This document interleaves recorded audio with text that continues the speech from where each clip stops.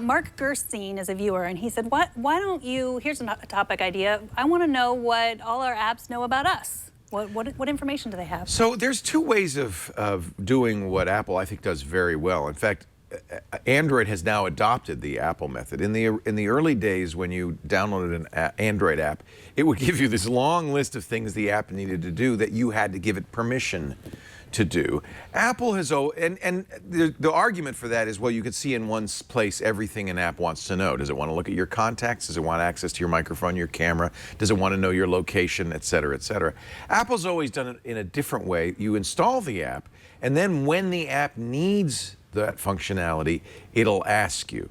And it is, I think, a better way, because Android has now changed how it works to do that as well.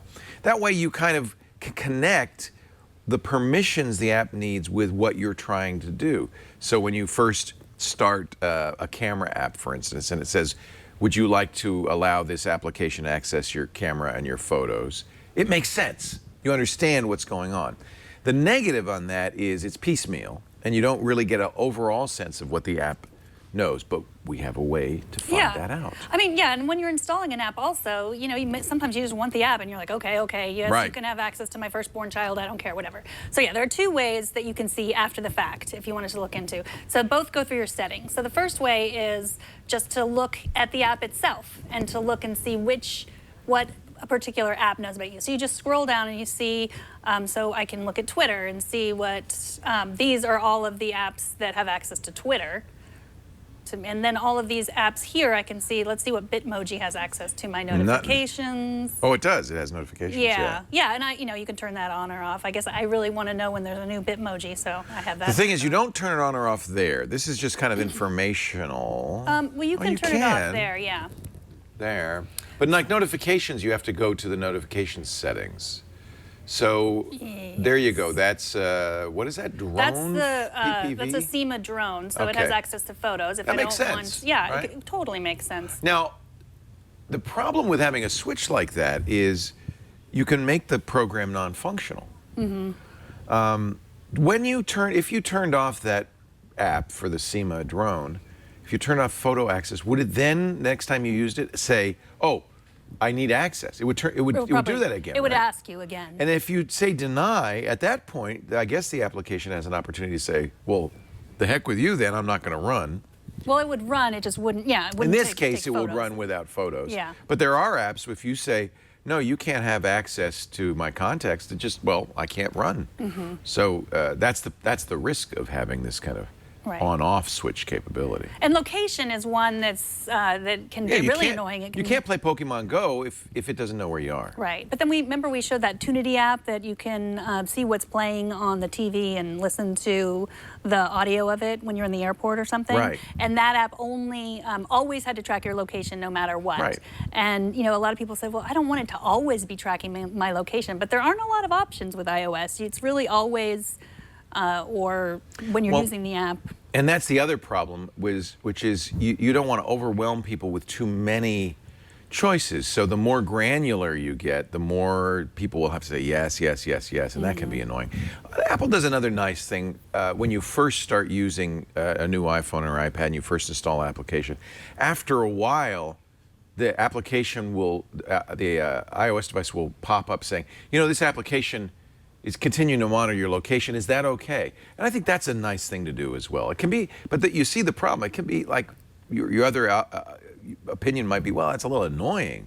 So you have to balance annoying with informational. And I think Apple does a pretty good job of giving you control without really bugging the heck out of you. I agree. So the other way you can look is by, let's say you're just concerned about apps using your camera or just concerned about apps using your health information or your location. So you can just go to privacy there and then you see all of the ways that they might, that apps might use. So let's say I want to know what apps are using my microphone. Look at that. So these are.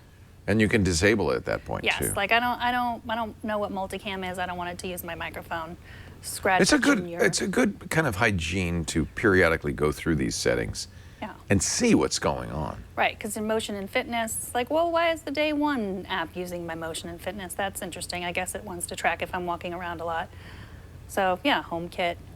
So it's pretty harmless though if you turn these off, because all that'll happen is that app, when you do use it, will, and so if you're in mystery about, well, why would day one want to know this? Well, the next time it needs to know that, it'll say, hey, can I track your motion and fitness? And that might be a better signal as to, well, why does it need it? Oh, I'm walking around and it wants to keep track of that. So I think that's also a good idea. Turn stuff off unless you're sure you want it. You know you will need it. Exactly. Somebody in the chat room saying, that's why I took Facebook and Facebook Messenger off my iPhone, because it wouldn't run unless I gave it access to my contacts, and I didn't want to give Facebook my address book. That's a really reasonable attitude, and I guess it's Facebook's right to say, well, if you don't give us your contact list, we're not going to run. That's the trade-off you're making. It's unfortunate that they feel like that's necessary, but I guess that's part of their business model. Exactly. Well, as long as we're talking about Facebook, a lot of times when you want to sign into a new website or a new app and you think, oh, I can just sign in with Facebook. I don't have to enter my information. That's easy. I'll do it. I do that all the time. And it tells you what it takes, but, at the moment, it'll tell you, well, it's going to have access to all your friends. It's going to have, it won't post for you. It'll tell you that, but a lot of times we're not paying attention. So you can go into Facebook and check at any time. So you just go into the settings section of Facebook, and then I can see, I'll go to the apps section here. And so these are all the apps that I've logged in with using and their Facebook. Permissions. So so I'll okay, Hipstamatic, what does that have permission to? Yeah. My public profile, my friends list, my email address, photos. When you do this, you're going to get shocked at how much applications can use your data. So yeah, especially photo apps, it's going to post on my behalf. Well, and I want to raise that issue. It's unfortunate, but there's no other way to put that.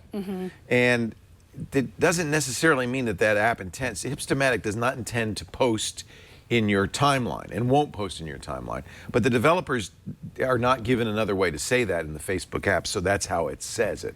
But for instance, they want to be able to do that so you can, in Hipstamatic, say, post this picture to Facebook. It's you requesting it, but without that permission, they can't do that functionality.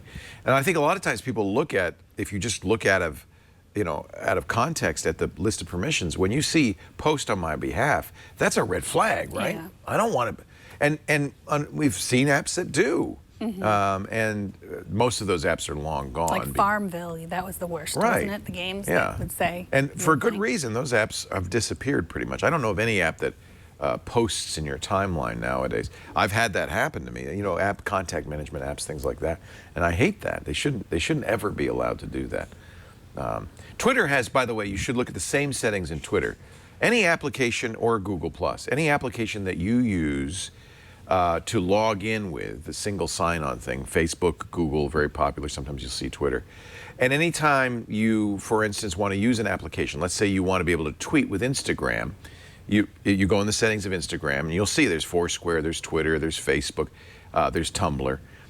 You will then log in effect, to Facebook, give it your credentials, and Facebook will pass off to Instagram a token, which gives Instagram, until you revoke it, the opportunity to do all those things. So, and the only way to stop doing that, you could do it in the application, but the best way to stop doing that is to go into Facebook, Twitter, and Google and see what application permissions are. Really important, and Google's strongly encouraging people to do this, to go to google.com/myactivity and look, and you will see, it's really actually a very cool page, day by day, applications you're interacting with. And you can, in those security settings there, turn off applications. I think everybody should do this every month or so. Go through Twitter, Facebook, and Google and disable any application you aren't currently using. If you do that right now in Twitter, you'll be blown away. At least I was. Hundreds of apps have access to my Twitter account. Yeah, that's a lot. You probably don't want that. No. So WhatsApp, that's another app that they have end-to-end encryption, so we think that we're secure. Owned by Facebook. Yes, but on Friday, Jonathan Zdarsky, who's a big security researcher, big expert, he said even if you delete your chats in WhatsApp, there still is forensic trace that they're still there. So that means that people have to have physical access to your device, but it could also end up in your backups, and then if someone has a warrant against you, they have to turn that over. Right. So that's really important, and it doesn't, of course, it's a little shocking because WhatsApp is promising security with encryption, but it is a very widespread, this is why there is a term what is it? Forensic trace. trace. That's a forensic Why trace. does that trace? Why does that term exist? Because many apps leave forensic traces. If you use a desktop computer with Windows or a Macintosh, you have a swap file. Often data that you think is secure is stored insecurely in the swap file. That's another common way that law enforcement can figure out what you've been up to. I'm not sure, but I imagine that there are similar kinds of slack space and data storage space on your iPhone that's not claimed by any application, but can hold bits and pieces in plain text of your application. Zdarsky says the way to get rid of the traces, if you really want to, is to delete the WhatsApp application and its associated data. And he says that will get rid of it. But it's just important to understand that you may think, well, I'm encrypting this conversation. It can't be ever revealed. And in fact, unencrypted pieces of that conversation are preserved kind of inadvertently, but are preserved on the disk drive. More sophisticated security-focused operating systems often give you the opportunity to scramble data, even not data in files, but data, slack space data and swap file data. Unfortunately, Apple has opted for ease of use, and so it doesn't give you that kind of capability on the iPhone. I don't know what to say about that, except keep it in mind. Yeah, I mean, we always talk about, well, I don't do anything wrong, so, what do I have to worry about? But, I mean, all kinds of things you said could be used against you if someone intends to use them against you, I think. We just assume that so many of our conversations are private, and then if someone has a plan to use them against you for whatever reason, they're there. There are traces of them there, so.